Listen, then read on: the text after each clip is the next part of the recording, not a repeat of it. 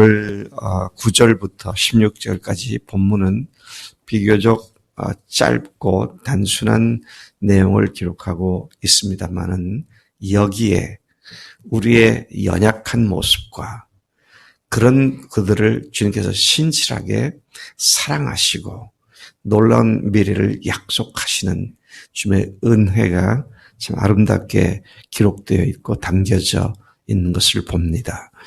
이사야의 기도라고도 말을 할 수 있는 이 본문 내용을 보면 이사야는 하나님의 공동체가 이스라엘이 당하고 있는 어려움에서 속히 벗어나기를 위하여 공동체를 위한 애가처럼 노래를 지어 하나님께 기도로 하고 있는 모습을 보여주고 있습니다.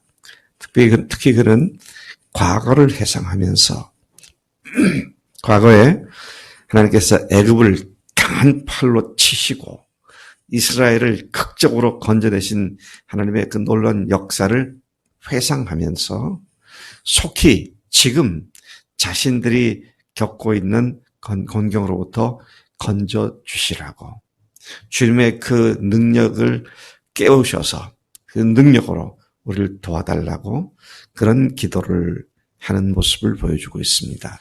거기에 대하여 하나님께서 응답하시고 또 그들을 책망도 하시고 또 그들을 격려하시고 위로하시는 말씀으로 이 본문이 기록되어 있죠. 9절을 가서 보겠습니다. 여호와의 팔이여 깨소서 깨소서 능력을 베푸소서 옛날 옛 시대에 깨신 것 같이 하소서. 그는 지금 하나님께서 애굽을 눌러버리시고 이스라엘 백성들을 애굽에서 출애굽하신 사건을 회상하면서 그것처럼 오늘 우리를 구원해 주십시오. 이제 그런 기도를 하고 있습니다.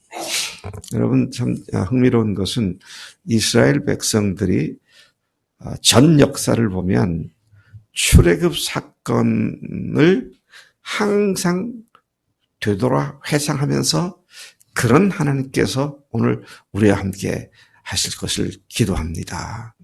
하나님 그 능력의 손을 오늘 우리에게 베푸셔서 우리를 구원해 주시고 우리로 이 고통에서 벗어나게 해주세요.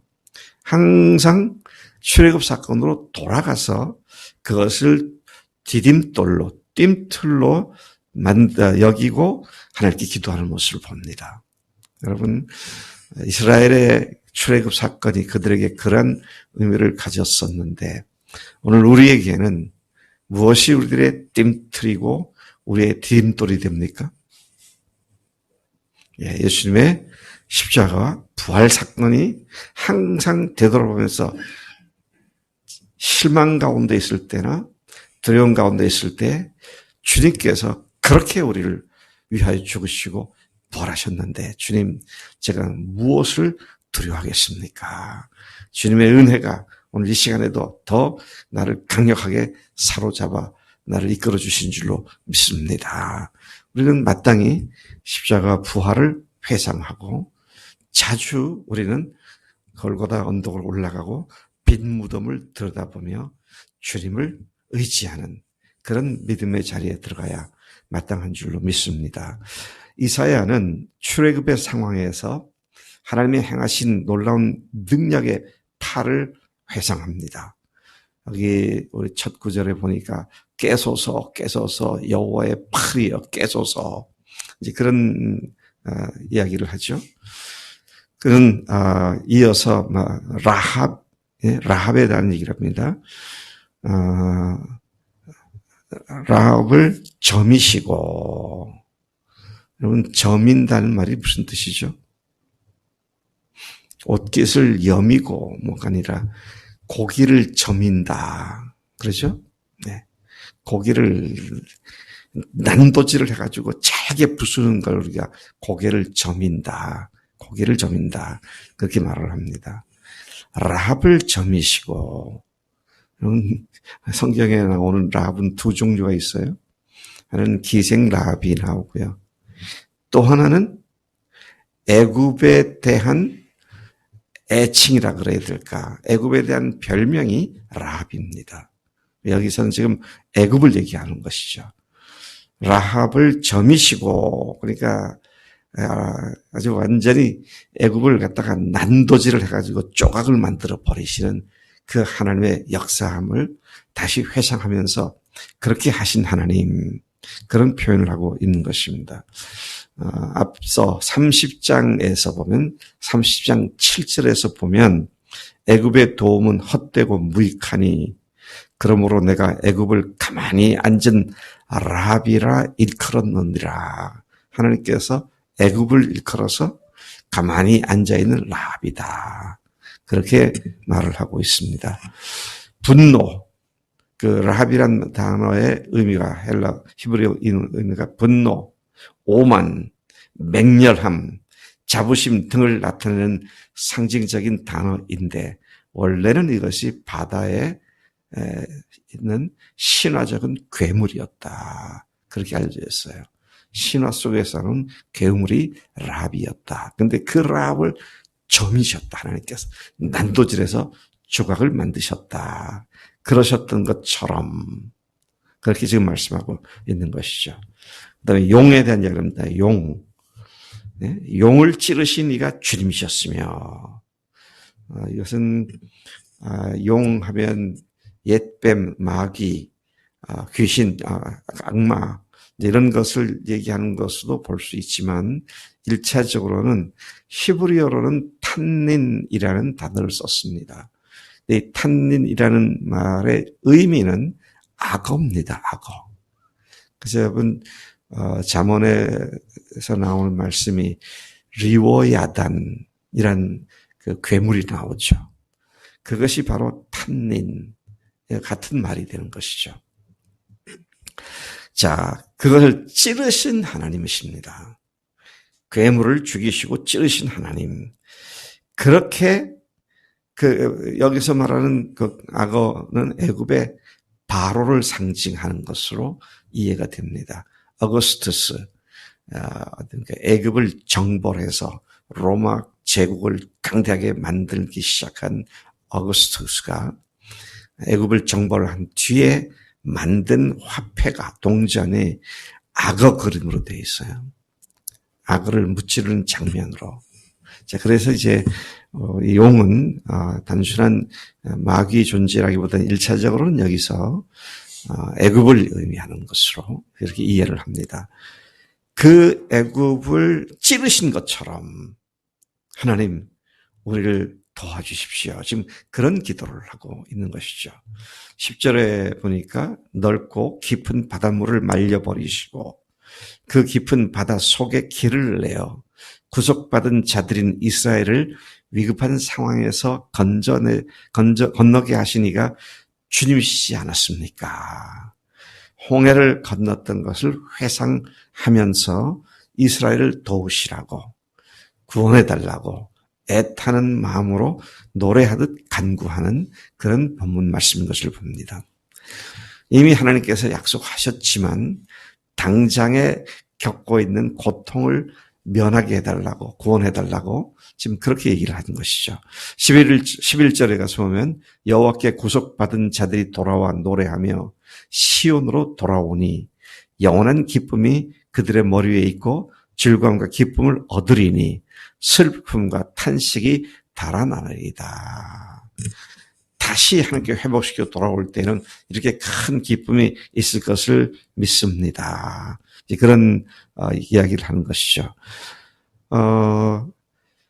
이러한 도우심을 구하는 기도를 들으신 하나님께서 다음과 같이 응답을 합니다. 응답을 하시는데요. 11절을 다시 돌아가서 보면 여호와께 구속받은 자들이 돌아와 시온으로 돌아와 뭘 한다고요?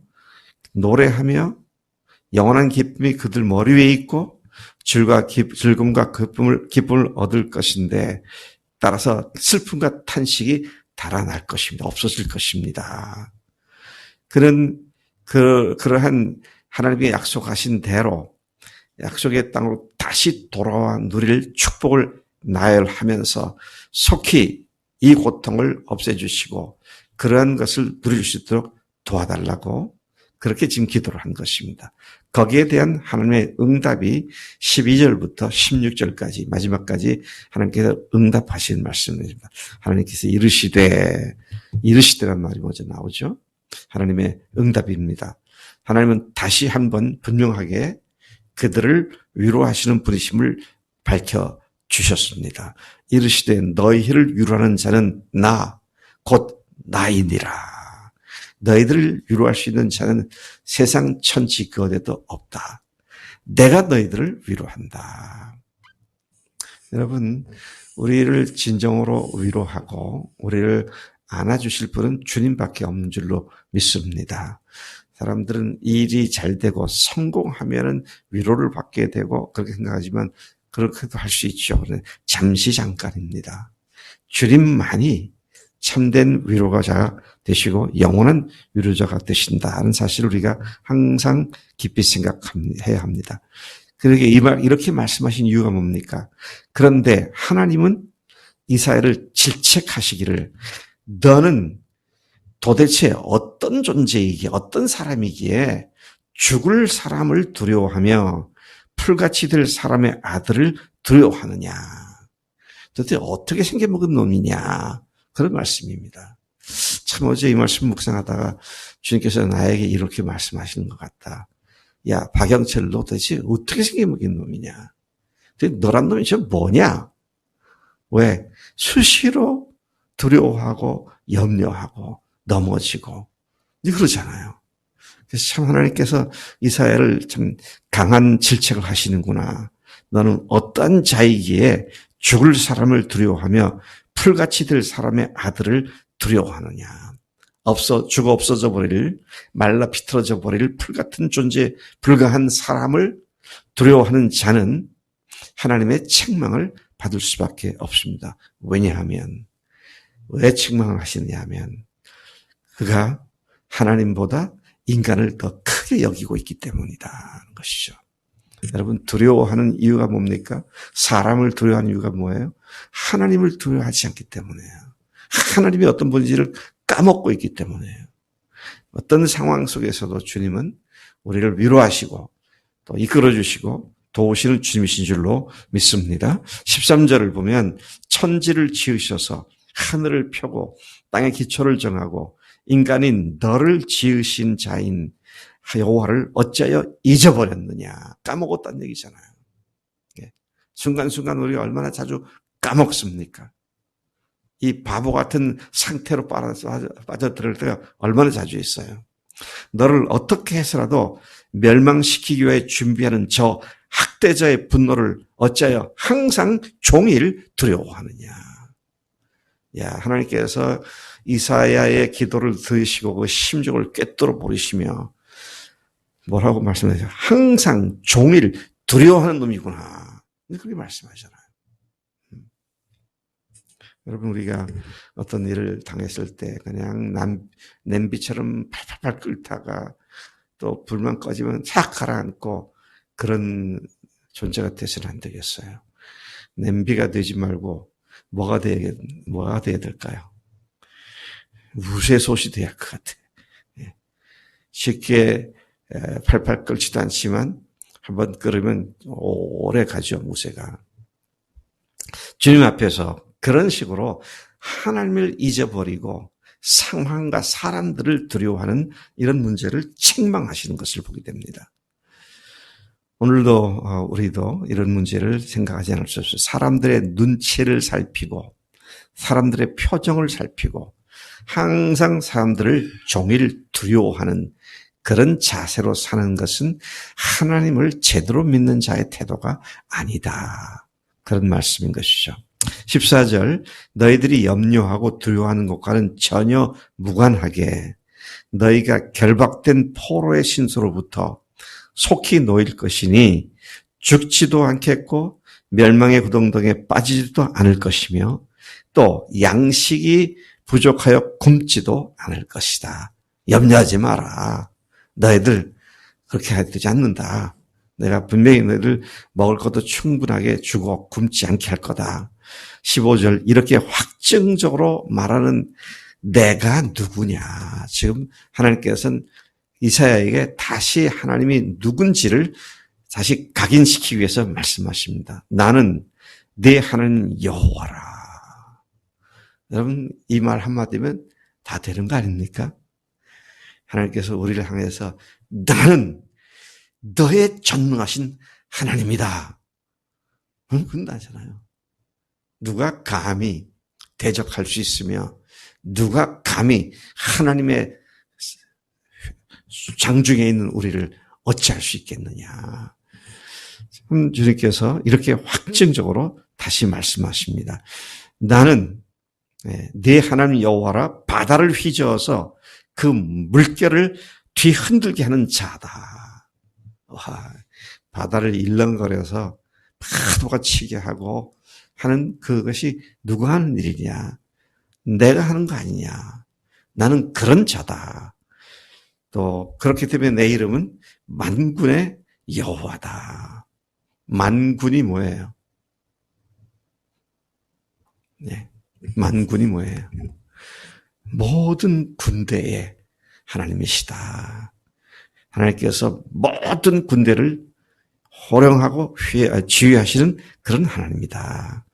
자, 그러니 너희 나라가 지금 이렇게 됐다고 그것 때문에 지금 그렇게 나를 믿지 못하고 약속도 믿지 못하고 당장 어떻게 해달라고 그러지 않고 믿음을 갖고 나를 기다려라. 그런 말씀하신 것이죠. 16절 하나님은 그분의 말씀을 내 입에 두고 그분의 손 그늘로 그들을 덮었다고 말씀하십니다. 우리에게 말씀을 주셨고 하나님의 손 그늘로 우리를 지키시는 하나님이십니다. 하나님은 십자가에서 죽으시고 부활하신 예수님의 복음의 말씀을 우리 입에 두셨고 그분의 능력 있는 손으로 우리를 가려 주셨죠. 누가 무엇이 두렵습니까? 그 어떤 것도 그 누구도 아무도 존재하지 않고 그분이 우리의 능력의 하나님이시다. 부활하시고 승천하신 주님이 나의 주님이시다.